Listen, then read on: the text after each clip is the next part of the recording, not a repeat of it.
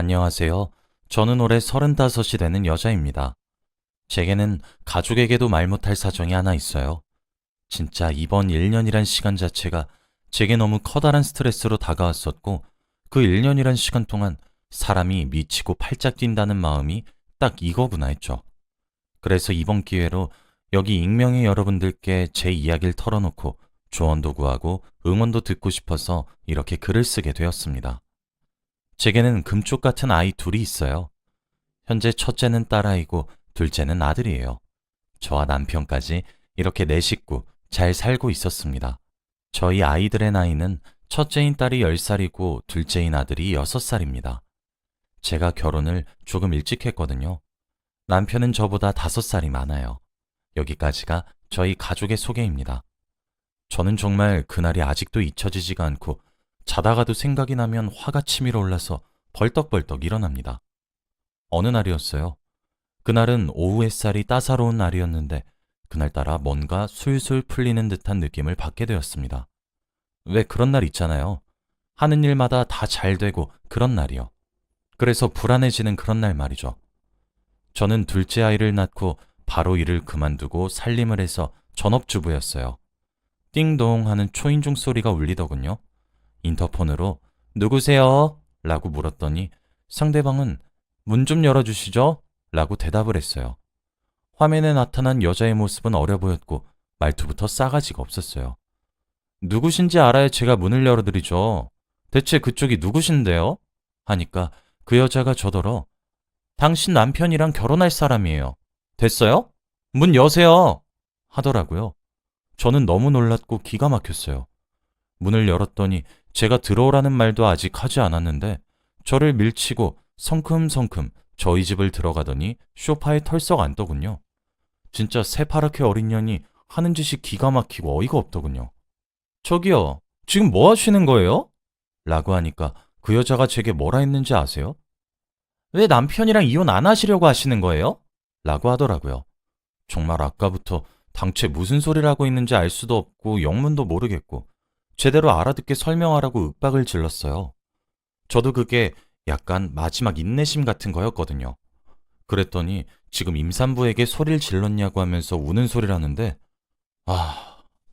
기싸움을 하자는 건지 뭔지 당최 알 수가 없어서 그냥 집에서 나가라고 하니까 방금까지 구겨지던 인상은 어디로 갔는지 표정이 휙휙 바뀌면서 제게 따져들기 시작했어요. 그렇게 우리는 소리를 누가 더 크게 지르나 대회라고 해도 구분하지 못할 정도로 높은 언성이 오고 가기 시작했습니다. 근데 그 여자가 하는 소리를 가만히 들어봤는데 정말 온몸에 피가 가신다는 기분이 바로 그렇더군요. 왜 제 남자친구랑 안 헤어지세요? 남자친구가 그쪽한테 헤어져 달라고 여러 번 요구했다고 하던데요? 진짜 추하단 생각 안 들어요?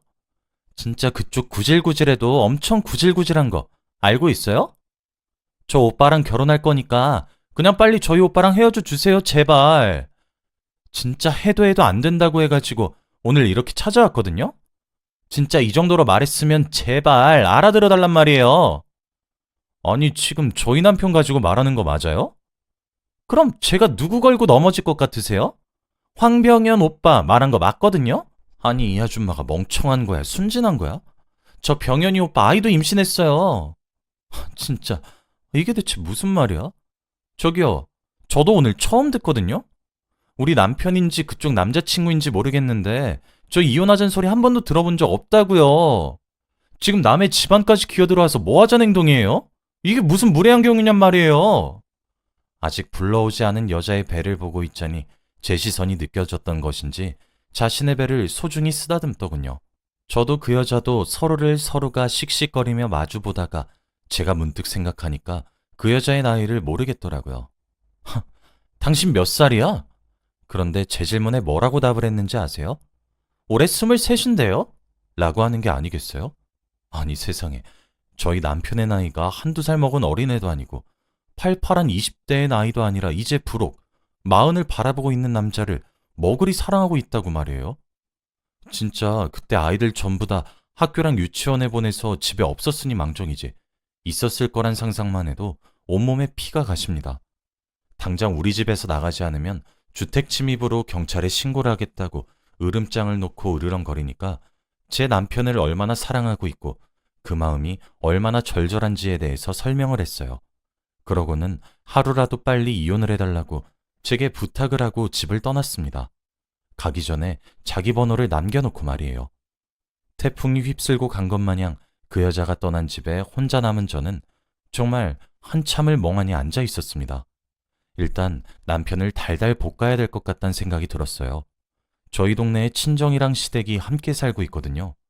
그래서 친정에다 전화를 걸어 둘째가 유치원 마칠 시간에 맞춰서 첫째가 학교 마칠 시간에 맞춰서 아이를 데리러 갔다가 돌봐달라고 부탁을 드렸습니다.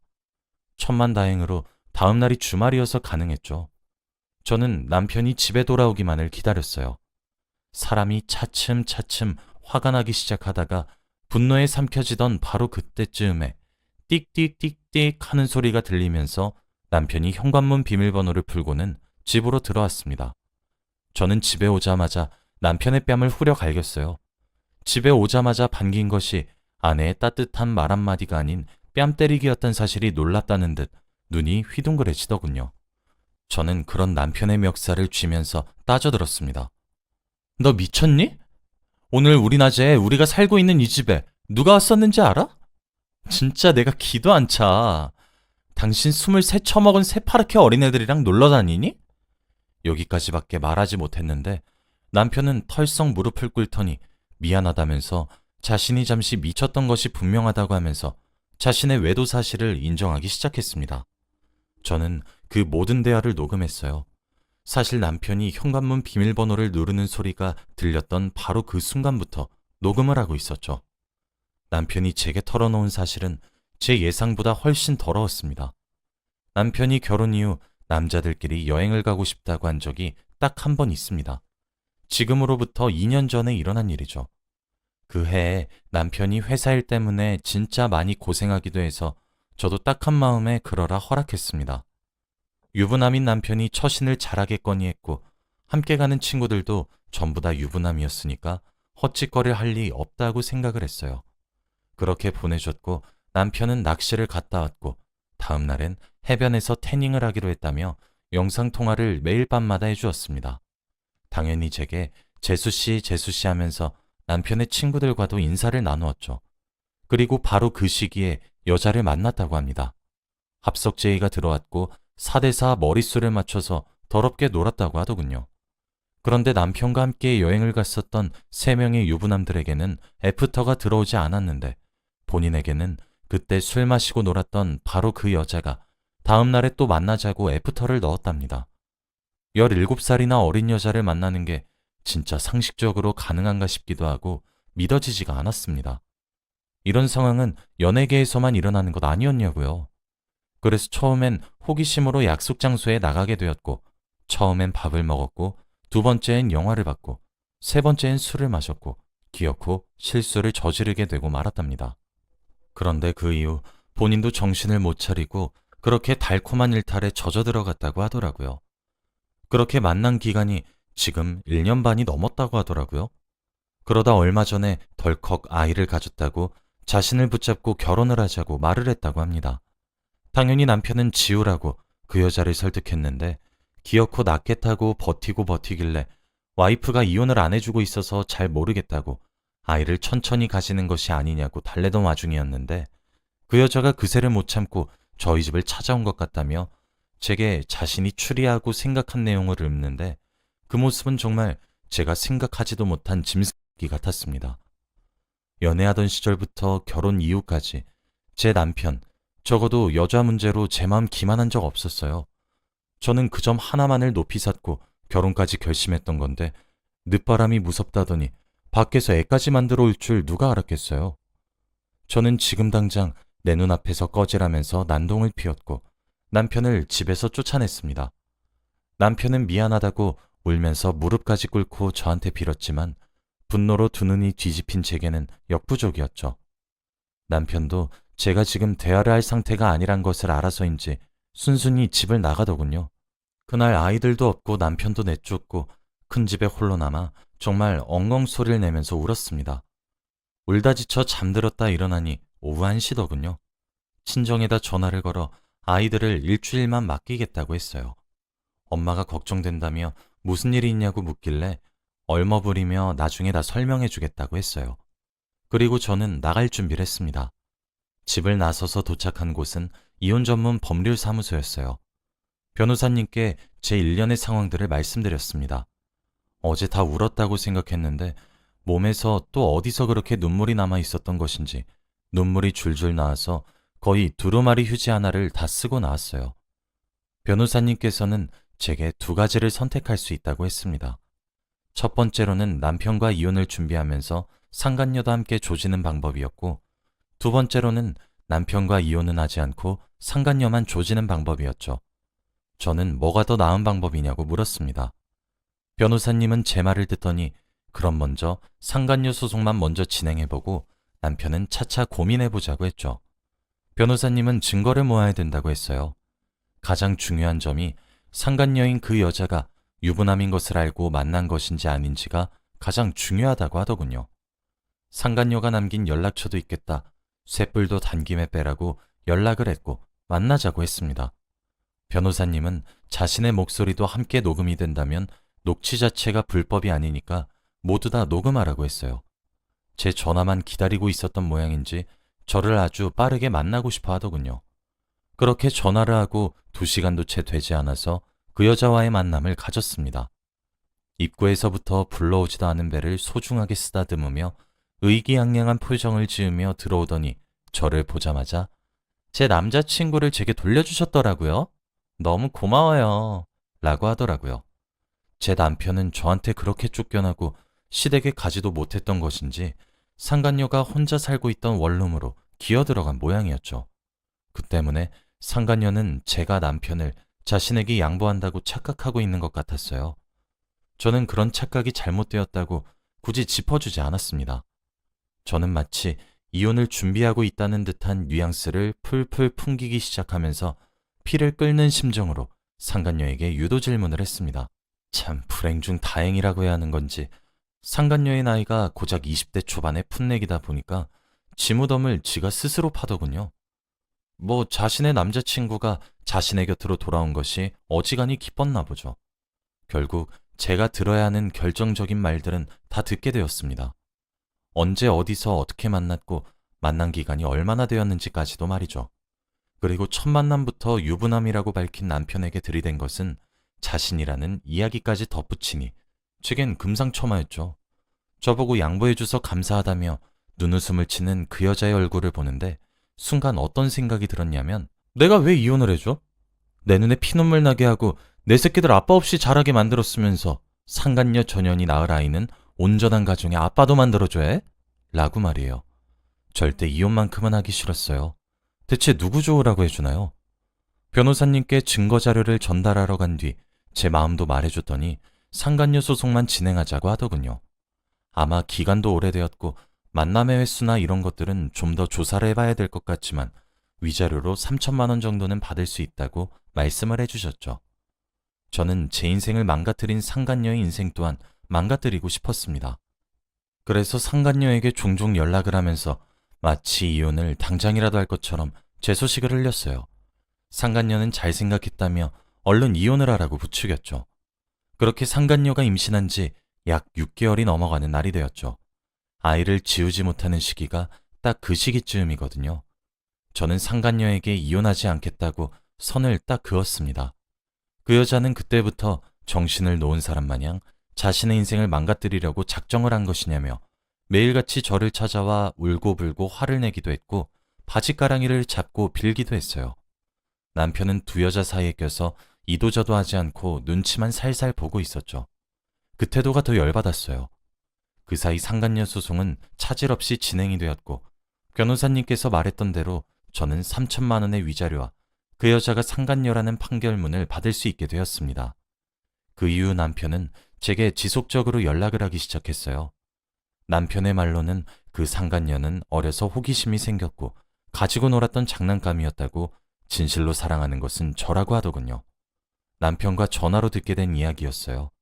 그리고 저는 변호사 상담을 받았을 때부터 제 휴대폰이 통화 중 자동 녹음을 할 수 있게 설정을 해놨었던 상황이었죠. 녹음된 파일의 그 부분만 잘라서 상간녀에게 전송도 해주었습니다. 남편과는 이혼을 해야 하는 것인지 저와 이혼을 하고 나면 그 여자 곁에 가게 될 건데 그 꼴은 싫은데 함께 살기도 싫어졌었죠. 그러다 상간녀의 출산일이 다가왔습니다. 상간녀는 임신한 지 6개월 정도 되었을 때부터 괴로워했습니다. 제가 이혼을 해주지 않는 것뿐만 아니라 상간녀에게 받을 위자료는 전부 다 상간녀와의 싸움에서 깽값으로 지불할 생각이었거든요. 그래서 상간녀의 본가에 퀵으로 보내기도 했고 남편의 말 한마디 한마디들을 일일이 잘라서 보내기도 했죠. 그리고 상간녀가 살고 있는 원룸에 찾아가 머리채를 잡고 흔들기도 했습니다.